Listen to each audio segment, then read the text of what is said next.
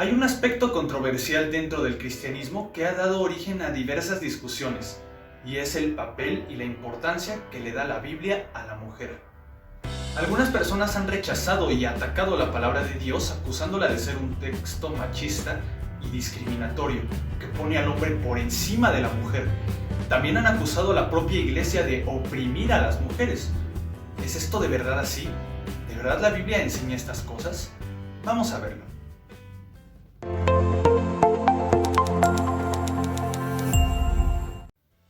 El tema de la mujer en la Biblia y en la iglesia no es algo nuevo en lo absoluto. Desde la antigüedad hubieron varias personas que tomaron posición respecto a esto, unas con posturas más liberales y otras con posturas más restrictivas. Algunos de este último grupo incluso señalaban que la mujer debía ser un componente pasivo en las iglesias, que no debía hablar, preguntar o enseñar absolutamente nada, sino que debía escuchar a los hombres, porque la Biblia enseñaba eso. Claro, parece que esto es algo descabellado, que no tiene ningún sentido en lo absoluto. ¿Cómo la Biblia va a enseñar eso? Sin embargo, la cosa se pone complicada cuando sacan textos del Nuevo Testamento para respaldar esta idea. Dicen lo siguiente. El más utilizado es 1 de Corintios capítulo 14, del versículo 34 al 35. Nos dice textualmente: vuestras mujeres callen en las congregaciones, porque no les es permitido hablar, sino que estén sujetas, como también la ley lo dice. Y si quieren aprender algo, pregunten en casa a sus maridos, porque es indecoroso que una mujer hable en la congregación. El otro que es muy utilizado es 1 de Timoteo 2, 11 al 14, que dice: la mujer aprende en silencio, con toda sujeción, porque no permito a la mujer enseñar ni ejercer dominio sobre el hombre, sino estar en silencio.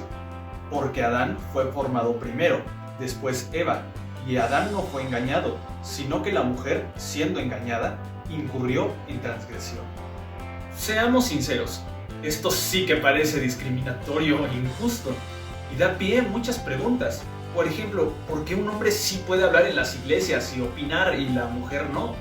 ¿O tendría que estar casada una mujer para preguntarle a su marido acerca de las dudas que tenga? ¿Qué es lo que pasa aquí? Este tipo de cosas han dado pie a que se acuse a Dios, a la Biblia y a la iglesia de machistas. Pero a ver, hagamos un alto aquí. Antes de seguir, debemos de preguntarnos algo esencial. ¿Qué es el machismo? Machismo, por definición, es la idea y creencia en que el hombre, por naturaleza, es un ser superior a la mujer. A pesar de que ambos sean seres humanos, una persona machista piensa que el hombre es mucho más capaz, inteligente, fuerte y decidido en todo que la mujer, por lo que basa todo su comportamiento en esta idea. Esta idea es, por supuesto, muy errada, porque no hay razón alguna para pensar que las características de una persona definan qué tan valiosa es. La Biblia está 100% de acuerdo con esto. Tanto si somos hombres como si somos mujeres, fuimos creados a imagen y semejanza de Dios y tenemos exactamente el mismo valor. La prueba más grande que vemos de esto es cuando Dios mismo se hace carne y viene a morir por los pecados de todo el mundo, sin hacer ninguna distinción, para que todos podamos tener la oportunidad de ser salvos y estar con Él toda la eternidad.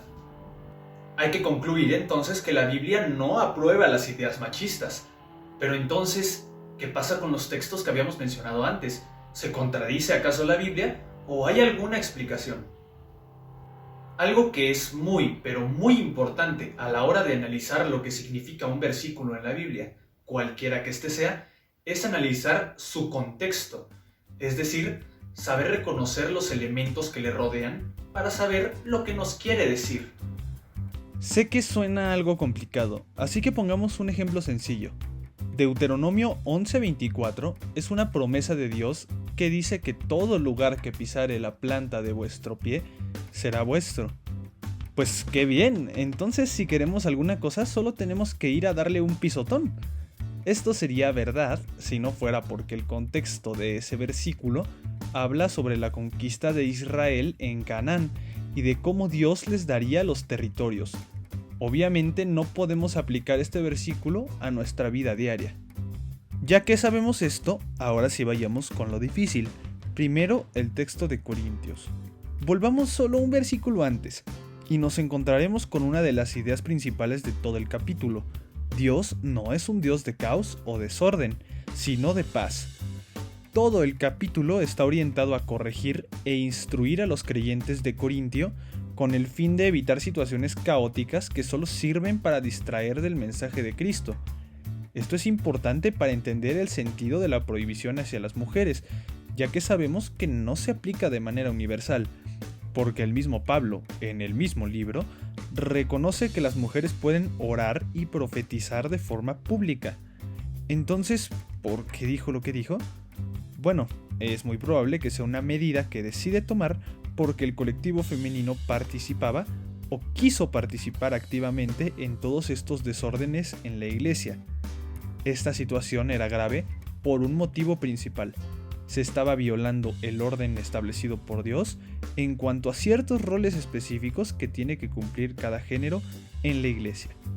Hay una idea que es muy popular hoy en día que dice que las mujeres y los hombres somos exactamente iguales en cuanto a nuestra manera de actuar, que el comportamiento depende exclusivamente de factores externos. Bueno, la Biblia no enseña esto, ni tampoco lo hace la ciencia moderna. Como ya habíamos visto en un video pasado, hay importantes factores tanto en nuestro código genético como en nuestros cerebros que influyen directamente en el comportamiento de los hombres y las mujeres, haciéndonos distintos. Desde el libro de Génesis, Dios determina que la mujer sea distinta al hombre, por lo que la crea con cualidades distintas. Las mujeres son claramente más empáticas que los hombres, por ejemplo, porque por naturaleza tienden a evaluar las situaciones considerando los sentimientos de la otra persona mucho más de lo que lo hace un hombre. Por otro lado, los hombres también tienen sus propias ventajas, y esto ha llevado a que Dios establezca ciertas normas de comportamiento entre ambos sexos. Y ya en cuanto al contexto de la familia y de la iglesia, está determinado por Dios que sea el hombre y no la mujer quien tome un rol gobernante y de liderazgo en las decisiones más importantes. Esto puede ser ciertamente un tema controversial, pero no encontramos ni un solo versículo en la Biblia que apoye la doctrina de que la mujer, tanto en la iglesia como en la familia, deba ejercer estos roles. Ahora, no podemos tachar esto de machista o discriminatorio o algo parecido, porque esto no determina en ninguna manera la importancia de la mujer en la iglesia, en la familia o en donde sea. Pablo nos lo explica de manera muy interesante. Pero quiero que sepáis que Cristo es la cabeza de todo varón, y el varón es la cabeza de la mujer, y Dios la cabeza de Cristo. Ahora, ¿Jesús es menos importante que Dios solo porque dice que Dios es su cabeza? No, por supuesto que no. Jesús sigue siendo Dios. Asimismo pasa con las mujeres. Son exactamente igual de valiosas a pesar de que cumplan funciones diferentes. Es más, las mujeres sí pueden ejercer cierta autoridad, predicar, enseñar y hacer prácticamente todo lo que hace un hombre, excepto ejercer estos roles gobernantes. Y eso nos lleva directo al siguiente texto de Timoteo. A primera vista pareciera que les acabo de mentir, porque ahí dice claramente que la mujer no puede enseñar. Sin embargo, hay algo súper interesante respecto a este pasaje, y es que cuando dice que prohíbe a la mujer ejercer dominio, en el idioma original utiliza una palabra súper específica, authentthein, definida más concretamente como ejercer autoridad por uno mismo, sin limitaciones, que solo se utiliza una vez en toda la Biblia. La palabra es tan especial y profunda en su significado que ha generado todo un debate entre los estudiosos. Sin embargo, esta palabrita parece indicarnos que Pablo quería transmitir algo muy en particular, algo de acuerdo a una situación que se vivía en aquel entonces.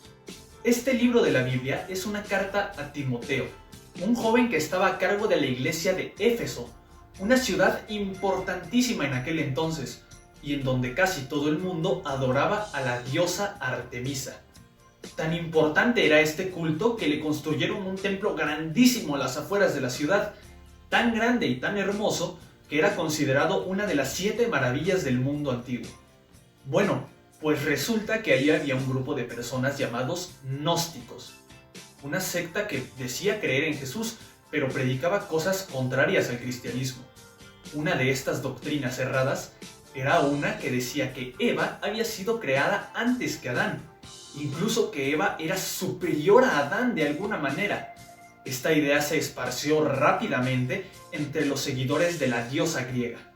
Pablo toma cartas en el asunto y por eso escribe lo que escribe, para impedir que se rompa el orden divino de las cosas, donde jamás se dice que un género sea superior al otro.